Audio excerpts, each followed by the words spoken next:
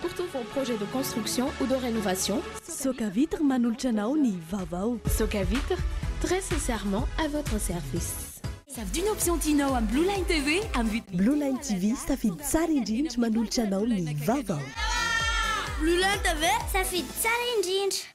La couche molle fixe est beaucoup plus absorbante que les autres couches connues. Couche molle fixe manolotra anao ny fampalalam-baovao. La 4G Batelma vous présente ny Vaovao. Raha tianao hanaraka ny fivoaran'ny teknôlôjia hatrany ao an-tokantranonao ka mitady ny lafatra sy ny mora dia tongava mitsidika ny magasin Vista ampitany Saint-Georges tsara lalàna. Magasin Vista manolotra anao ny fampalalam-baovao.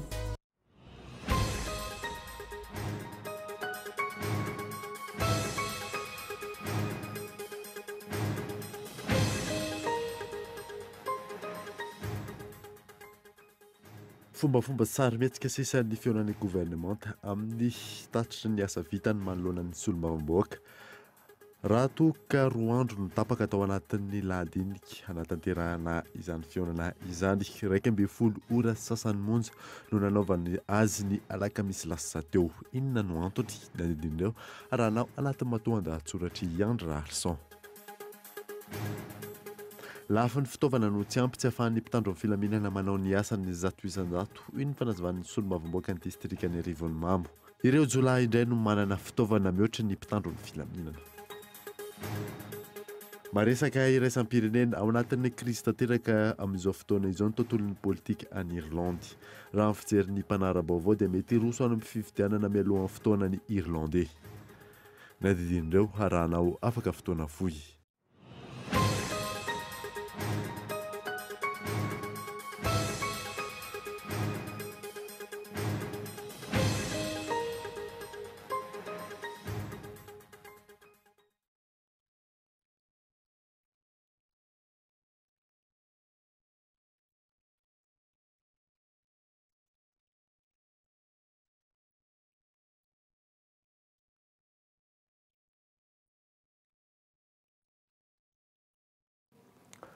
Finaritra tompo kilasy tompo vavy manasanao anaraka ny fampalalam-baovao KOLO TV hatramin'ny farany any. Motsika ny vaovao dia fombafomba sy sarimihetsika sisa ny fionan'ny gouvernemanta amin'ny solombavamboaka amin'ny tatitra ny asa vitany.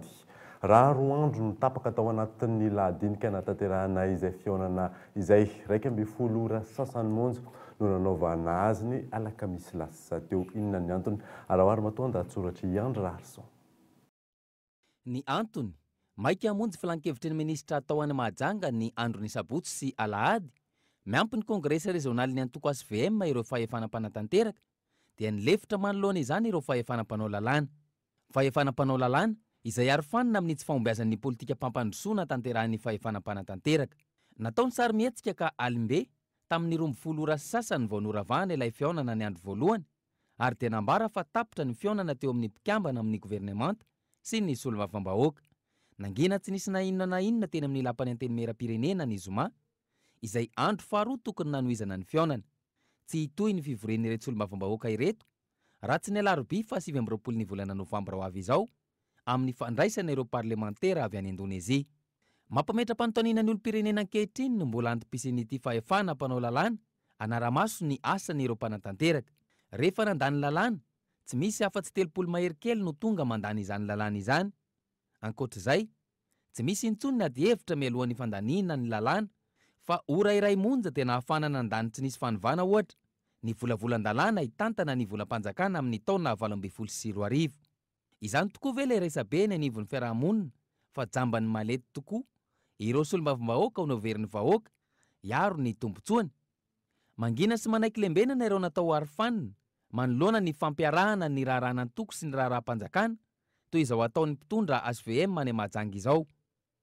Izany ve ilay tany dradradradraina fa tany tandalàna sy demokratika, miloloha ambony loha ny tombotsoa ambony firenena? Koa raha toy izao, hoy ireo mahitsy fiteny, vaza mitovy ihany ny mpanantanteraka sy ny fahefanam-panao lalàna, tsy aleo foanana ny iray, sitrana ay mba volam-bahoaka ahavitana zavatra hafa. Ny 10 miliara sy 3,900 tapitrisa ariary, lanina isan-taona ho an'ireto natao isolovava ny vahoaka ireto.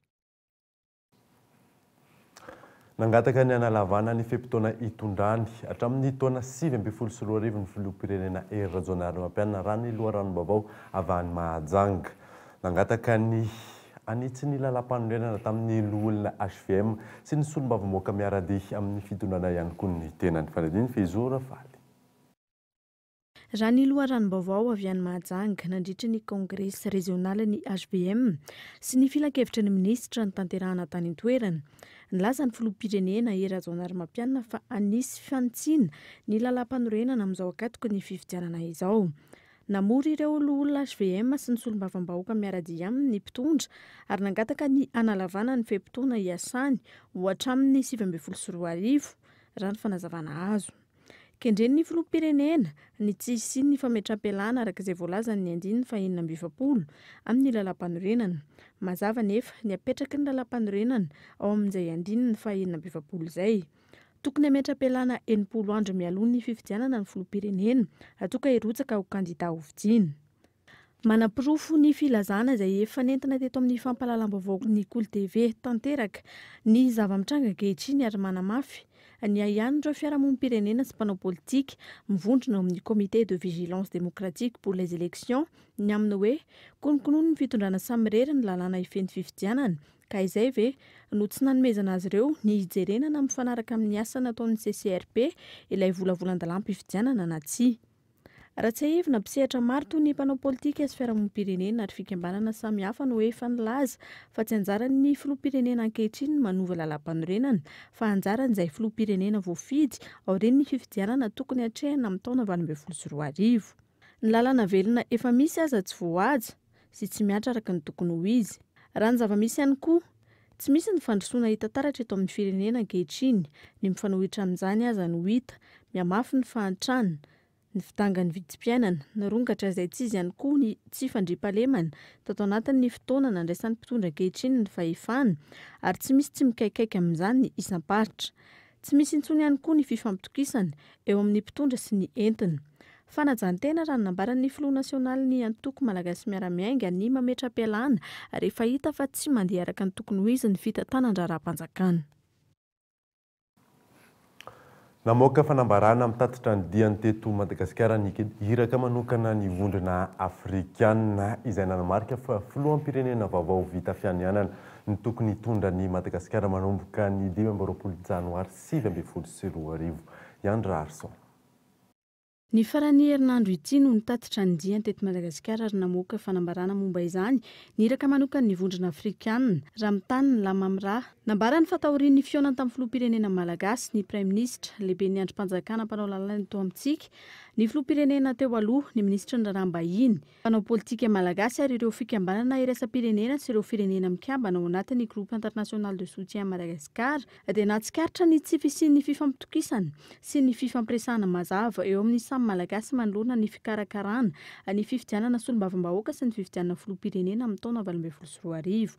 Manoloan'izany nanamafy ity fanambarana ity fa tokony filoham-pirenena vaovao no manao fianianana mialohan'ny datin'ny 20 Janoary 2022. Ity fanambarana ity izay mifanandrify indrindra amin'ny fitakian'ny comité de vigilance démocratique pour les élections ny amin'ny siny mangarahara tanteraka amin'ny fandrafetana ny rijateny amin'izay lalàna vaovao hifeny fifidianana ho avy eto amintsika. Manao be marena sy anditra nefa ny mpitondra ka tsy mihaino sy mamaly ireo antso ny fiarahamonim-pirenena sy mpanao politika malagasy ny amin'ny tokony sin'izany fifidianana tena mangarahara, malalaka ary ara-demokratika izany. Ary andraisan'ny rehetra anjara ihany koa avy amin'ny alalan'ny fitakiana ny mangarahara amin'ny fomba fiasan'ilay comité interministériel nandrafitra ny rijanteny amin'ireo volavolan-dalàna hifeny fifidianana eto Madagasikara izay ahitana olona 5. Raha io fanambarana io hatrany ny fifidianana filoham-pirenena ny tokony hirosoana sy tontosaina fa tsy misy resaka fanovana lalam-panorenana amin'ny alalan'ny referendum izay kasain'ny mpitondra atao analavana ny fepitona hitondrany. Tsy mahaleo tena tanteraka ny administrateur civil eto Madagasikara raha nambaran'ny filohan'ny sinady teo aloha. Ny tsy fanarahan-dalàna ny mpitondra no isan'ny mampirongatra ny kolikoly sy ny fananarotam-pahefana amin'ny sehatra samihafa raha ny fanazavana azo fanadiny miantarandreana. baiko midina izay rafezina ny fanazavany Rakotonarivo Thierry filohan'ny Sénat teo aloha mikasika ny feo mandeha amin'ny fisiany tsy fanaran-dalàna ataon'ny administrateur civil sasany eo amin'ny fanatanterahana ny asany tsy mahaleo tena ary miankina amin'ny fitondrana ny administrateur civil raha ny nambarany hatrany. Betsaka ny filazana indraindray hoe ny administrateur civil ataony fitondram-panjakana fitaovana na hery famoretana, ny administrateur civil ataony fitondram-panjakana fitaovana ho fangalaram-bato, ny administrateur civil ataony fitondram-panjakana fitaovana sy ny sisa. Tsara ny manamarika fa ny administrateur civil dia mpiasa-panjakana ambony, nomena andraikitra, tendrena eo anivony andraikitra izay raisiny. Ka voalohany indrindra ny olona tendrena dia manaraka ny baiko izay apetraky ny lehibe nanendry. Avy amin'ny mpitondra ny lesoka raha ny fanazavana androany nandritra ny fifamindram-pahefana teo amin'ny birao nandrafitra ny Sénat teo aloha sy ny birao vaovao. Lehibe izay mpanendry izay tsy izy afa ny mpanao politika manana ny fahefam-panjakana dia tokony hiova toe-tsaina, tsy hanome baiko tsy mifanaraka amin'ny lalàna. Ny zavatra faharoa dia ny lalàna velona izay misy eo amin'ny tany sy ny firenena izay tsy maintsy ampiariny ny administrateur civil dia tokony atao mifanaraka amin'ny tombontsoany be sy ny maro sy miala amin'ireo zavatra izay tsy mety ireo. Fa raha ohatra ka ny lehibe mpanendry manana fahefana politika mbola tsy manana ny toe-tsaina madio fa mbola manome baiko tsy mifanaraka amin'ny lalàna ihany, raha ny lalàna mbola tsy mifanaraka amin'ny tena zavatra ilain'ny firenena dia ny administrateur civil tsy maintsy manaraka baiko ny lehibe, tsy maintsy manaraka ny voalazan'ny lalàna misy. Etsy ankilany manasoratra ny asa tanterain'izy ireo ny tsy fampiny fitaovana. Io iombona ny mpiasa-panjakana rehetra ny mety hoe tsy fahatomobana ny fitaovana izay asana, anisan'izany ohatra mety hoe resaka fiarakodia, anaovana ny ireo lehibe distrika tourné sy ny sisa zavatra ohatr'izany. Manoloan'izany tsy hisy fiovana eto amintsika raha toa ka tsy miova ny fomba fitondrana ny firenena. Raha tsy ivona misy administrateur civil maro eo anivon'ny CENI sy eo anivon'ny ministerany atany mifandrimina amin'ny fanomanana ny fifidianana. Mampametra-panontaniana manoloan'izany raha toa ka tsy mahaleo tena tanteraka izy ireo. Hanao ahoana ny fangaraharahan'ny fifidianana ho tanteraina ny taona 2024 izao. Aorianany doka varotra izay ao rahantsika afaka fotoana fohy no jerevantsika ny tontolon'ny tsy fandriam-pahalemana na distrikany Arivo Mamy izany Jolay indray no be fitaovana no ny mpitandron'ny filaminana ho resantsika ihany koa ny cyclopus izay mihamaro ankehitriny fa tsy mbola afaka miditra ety andrenivohitra. Afaka fotoana fohy aby miverina eto indray.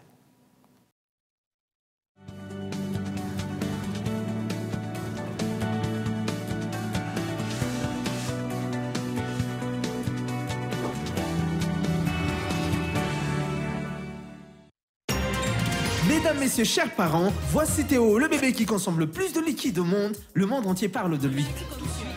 La vraie question est de savoir, quelle couche peut absorber autant de liquide? Quelle couche Théo utilise-t-il? Mon fils Théo utilise bien sûr la couche de bébé la plus absorbante, la couche molle fixe. La couche molle fixe est beaucoup plus absorbante que les autres couches connues. Les bébés sont sous protection de jour comme de nuit, chaque jour de la semaine. Molle fixe. Maman. Je m'appelle Ravak. Déjà petite, j'en rêvais. Il a suffi d'un geste, une simple pièce de monnaie et le rêve débute. Avec le temps, j'ai grandi avec ma passion. Et puis, j'ai fait la rencontre d'un partenaire de vie, Mvoul. Et mon téléphone est devenu ma tirelire. J'économise tous les jours avec Mvoul, où que je sois. Avec Mvoul, je peux aussi avoir immédiatement une avance. Et mon rêve se réalise. Besoin d'une avance? Mvoul avance. Mvoul avance immédiatement jusqu'à 500 000 arrières. Tapez le dièse 111 étoile 1 dièse. Mvoul, simple, immédiat, sécurisé.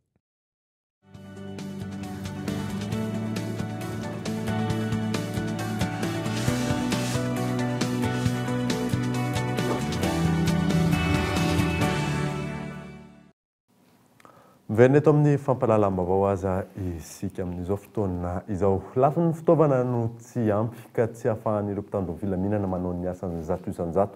Hoy ny fanazavan'ny solombavamboaka ny distrikany Arivonimambo. Ireo zolahy indray no manana fitaovana mihoatra n'ireo mpitandron'ny filaminana. Mikaela Ramalona. Saika eo isan'andro ny alabotry sy ny alatra madinika ataon'ny olon-dratsy. Miaina tsy fandriam-pahalemana trano ny mponina. Miamafy izany tranga izany ho an'ny distrikana Arivomambo raha ny fanazavan'ireo mponina. Tsy hita mivaingana amin'ny andavanandron'izy ireo ny asan'ny mpitandro filaminana. Eto mafimafy ihany fandriam-pahalemana eto. Sahirana vahoaka ny antony izao. Hatramin'ny alakisoa, fanapozihana kisoa alatombo. Lany izy daholo, misy daholo eto Arivomambo. Alatra madinidinika. Izay natao hoe tsy fandriam-pahalemana eto Arivomambo eto. Misy isan-tsokajiny momba ny tsy fandriam-pahalemana, saingy tsy mifanitsy amin'ny ilain'ny mpitandro filaminana sy izay andrasan'ny mponina ny fandraisana andraikitra sy ny fepetra ataon'ny tompona andraikitra samihafa. Isan'ireo lesoka goavany ny tsy hafehezana ny tsy fandriam-pahalemana raha ny fanazavan'ny solombavambahoaka voafidy tao Arivonimambo ny resaka ara-pitaovana. Rehefa nandeha ny interpellation tao amin'ny Assemblée nationale dia manjary ometsiny foana le polisy. Fa ny fitaovana omeny ampiasaina minotsy izy nefa tsy manana zavatra miasa. Tsy ao Arivonimambo ihany fa manerina ireo faritra voasokajy ho mafana rehetra manerina ny nosy. Efa maro ny hetsika sy ny operasion natao handrindrana ny fandriam-pahalemana ary nandaniana vola be, saingy hatreto tsy misy vokatra azo tsapain-tanana mampihena izany noho ny tsy fisian'ny politika mazava amin'ny fitantanana ny firenena amin'ny ankapobeny. Ireo olona sahirana amin'ny fitadiavana matetika ny manana olana amin'ny fidirana birao-panjakana raha ny fanazavan'ireo ben'ny tanàna nanaovana fanadihadiana. Fatahorana manomboka eny amin'ny birao-pokotany izany ka hatreny amin'ny fitsarana eny. Mikaela Ramalatra. Aorian'ny fiterahana manana 12 andro ny ray aman-dreny hanoratana ny zanany ara-panjakana. Noho ny antony samihafa sy ny olona eo amin'ny fiainana andavanandro no tsy ahavitan'ireo ray aman-dreny izany. Eo ihany koa ny tsy fahampian'ny entimanana amin'ny ankapobeny raha ny fanazavana. Fa ny olana zany ny tena misy matetika dia amin'ilay fahatarana ny ray aman-dreny, ilay fideklarena ny zaza teraka izay tara aorianan'ilay 12 andro araky ny lalàna dia iny no matetika ny olana eto dia tsy tratra ao anatin'ilay fanaovana kopia zareo. Io misy anankiroa no mahatonga ny ray aman-dreny manao an'io. Eo ny voalohany raha indrindra fa ilay hoe zaza teraka voalohany dia indraindray variana ilay ray aman-dreny. Ny olana faharoa dia eo amin'ilay tsy fampiana ara-bola zany fikarakarana an'ilay zaza amin'ny fanaovana kopia. Ireo anankiroa ny olona matetika mahazo an'ilay ray aman-dreny. Miditra dingana hafa indray ireo ray aman-dreny raha toa ka tsy voaady ny fepitaona 12 andro apetraky ny lalàna amin'ny fanoratana ny kopian'ny zaza iray miakatra eny anivon'ny tribonaly. Ny fiakarana tribonaly anefa no isan'ny mampatahotra ireo olona indrindra raha ny fanazavana. Misy ihany koa raha ny nambaran'ny ben'ny tanàna nanaovana fanadihadiana ny matahotra miditra ny biraon'ny commune eny hatramin'ny birao-pokotany. Tribunal zany rehefa atsona manao an'izy io dia jugement supplétif fotsiny mena dia iny entina amin'ilay toerana naterahany da raisitsika hoe any farany atsimo izy mipetraka ohatra ny Ambovombe dia ilay frais hoentiny hoany mihitsy tsy misy dia io no miteraka problème dia anisan'ny hoe tsy ahavitanany kopia zany dia ny fatahoran'ny olona mitsofoka birao. Efa iamkeniny ihany hoe mena jugement supplétif izy dia makany ananonany fa tsy vitany mihitsy. Nefa izy matahotra miditra amin'ny tribunal ny fatahorana amin'ilay ohatrany hoe tsy haiko hoe giadra be sa voasazy. Miteraka olana amin'ny olon-tsotra izany tranga izany noho ny tsy fahafantaran'izy ireo ny tokony ataony raha miditra birao. Siklopousse indray dia mihamaro ny toerana miala ny renivohitra ahitana azy ankehitriny. Manampy ny mpanjifa ny fisiany ho an'ny mponina amin'ny commune Alasora izay nanaovana fanadihadiana. Tsy afaka miditra eto an-drenivohitra nefa izany raha nambarany teo anivon'ny fiadidin'ny commune Antananarivo renivohitra fanadihadiana miantarandriana io. Mafampahasarana zany izy amin'ilay izay mody aty. Satria ny bus ty tsisy amin'ny andavanandro. Tsisy bus mandeha amin'tika maraina ihany misy. Dia hitanao raha mitondra entana ohatra zao avany ianao raha zao taona efa any zao reraka raha tsisy posy. Zany ohatra hoe misy zavatra maimaiky dia mandeha posy ahako. Manala fahasahiranana izay amin'ny ankapobeny no isafidianan'ny mpandeha ny cyclopus. Fitaterana vahoaka efa tafiditra tanteraka any amin'ny faritra tato anatin'ny taona maro. Ho any eto Antananarivo misitaka ny trenivohitra no ahitana azy. Eto amin'ny komina Lasora ohatra mahery 80 ny isany ety tafiditra anatin'ny ara-dalàna tahaka ny fiara fitateram-bahoaka saingy voafetra ny lalana afahan'izy ireo mivezivezy. Ny lalana avy any Akadindratombo iny direkta makety Ambodivanjo no lalana lehany. Zay ihany zao. Afa-tsy ny sampatsapana ohatra hoe miditriditra tanàna ana fa mibaipasy zany tsy azona ela. Ho any Andrianantenaina Patrika mpitondra cyclopus nandritra ny 4 taona, tsy misy ivam-potoana ny fahabetsahany mpanjifa, saika mampiditra mahery ny 7 ariary isan'andro izy. 5 ariary isan'andro amin'izay no versement omen'ny tompon'ny posy bisikileta. Dia 400 ny frean'olona ray. Izy aloha zao eo ihany, izany hoe mahavelona ihany aloha izy ny tena marina fa eo ihany izy. Eo zao hoe mitovitovy ihany ny isan'andro fa alahady zao zay mba hita hoe metimety kely. Tsy tahaka ny fiara, tsy manano satra ny fikarakarana azy sy ny fanamboarana isan-karazany. Isan'andro ianao ihany miankina amin'le mpitondra anazy zany io. Raha ohatra hoe ohatra zany ianao zany mitondra anazy dia afaka kojakojainao isan'andro izy diovinao ny dormant, asianao rayon matetika izy rehefa misy tapaka. Soloinao daholo zany izay tokony ho simbasimba amin'ilay andavanandro fa izy tsisy fanamboarana hoe isam-bolana fa isaky ny simba dia amboarina foana. Amin'ny 5 ora sy sasa maraina ka hatramin'ny 7 ora hariva no ora fiasan'izy ireo. Mandeha tour tahaka ny taxi ville sy ny taxi be ihany koa ny fahazoana mpanjifa. Misy ny vola aloha amin'ny komina ary miaraka amin'ny karatra fahafantarana manokana ny mpitarika posy bisikileta rehefa manao ny asa. Ny fifanarahana tamin'ny komina indray ohatran'ny anay zao aloha resaka badge fotsiny mena ny chauffeur. Dia ny tompona posy mandoa vignette sy droit de parking eny amin'ny komina isa-taona 30 000 isa-taona. Izay ny vignette sy droit de parking. Araka ny fanazavana teo anivon'ny komina Antananarivo renivohitra, tsy mety eto ny siny posy bisikileta noho izany tsy mifanaraka amin'ny sata eto amintsika. Any amin'ny faritany mety fa ny eto Antananarivo ilay sady kapitaly manana statut manokana tsy azo ampitoviana be loatra. Isan'ny sakana ihany koa ny fitohana fiarakodia, fifaninanana eo amin'ny fiara fitateram-bahoaka sy ny maro hafa. Ankoatry ny Alasora, ahitana cyclopus ihany koa ohatra ny eo Ambatofotsy. Indray-mbava eo amin'ny tontolon'ny kitra notanterahana androany dia tsy mikanja be ny mamasina ny famarana ny telma Coupe de Madagascar. Nivoaka nandresy tamin'izany ny Fossa Junior raha niona tamin'ny Kosfa tamin'ny Sarono Ray. Maresaka iraisam-pirenena kosa indray dia ao anatin'ny krizy tanteraka amin'izao fotoana izao ny tontolon'ny politika any Irlande. Raha ny fijery ny mpanara Vaovao dia mety hiroso amin'ny fifidianana mialohan'ny fotoana ny Irlandais. Tontolon'ny politika any Irlande raha toka ao anatin'ny fandiniana tanteraka mahakasika ny Brexit ny tompona andraikitra any toerana amin'izao fotoana izao. Raha tsy toerana kosa ny gouvernementa irlandais izay mety ho tsipahan'ny parlementa anatin'ny fionan'izay tanterahan'izy ireo amin'ny talata ho avy izao. Azo eritreretina hiroso amin'ny fifidianana mialohan'ny fotoana araka izany izy ireo, fotoana izay tsy tokony hanaovana izany raha ny fanazavana. Nisy ny fitsipaham-pitokisana napetraka ireo parlementa mahakasika ny lefitry ny prime ministra any an-toerana izay voaroroy ho namoaka vaovao tao anatin'ny antenimera mahakasika ny raharaha fanalambaraka amin'ny polisy hatramin'ny taona 2024.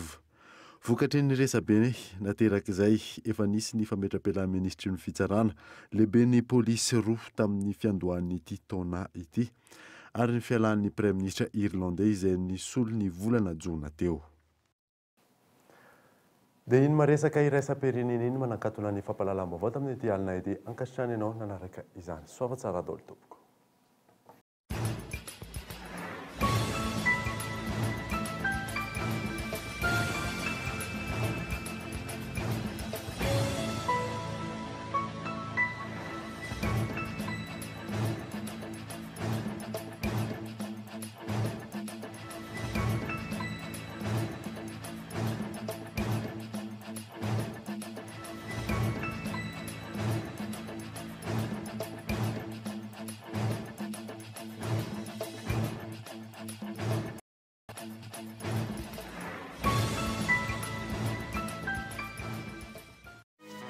raha tianao anaraka fivoaran'ny teknôlôjia hatrany ao an-tokantranonao ka mitady ny lafatra sy ny mora dia tonga fa mitsidika ny magasin Vista ampitany 5 heures tsara lalàna na raha inao teo ny vaovao niaraka tamin'ny magasin Vista. La 4G Batelma vous a présenté Ni Vaovao. La couche molle fixe est beaucoup plus absorbante que les autres couches connues. Na raha inao teo ny fampalalam-baovao niaraka tamin'ny couche molle fixe. Savent d'une option Tino à Blue Line TV à but. Ny vaovao dia ny rahanao tamin'ny Blue Line TV safidy tsara indrindra. Blue Line TV, safidy tsara indrindra. Pour tous vos projets de construction ou de rénovation. Na raha inao teo ny fampalalam-baovao niaraka tamin'ny Soka Vitre. Soka Vitre, très sincèrement à votre service.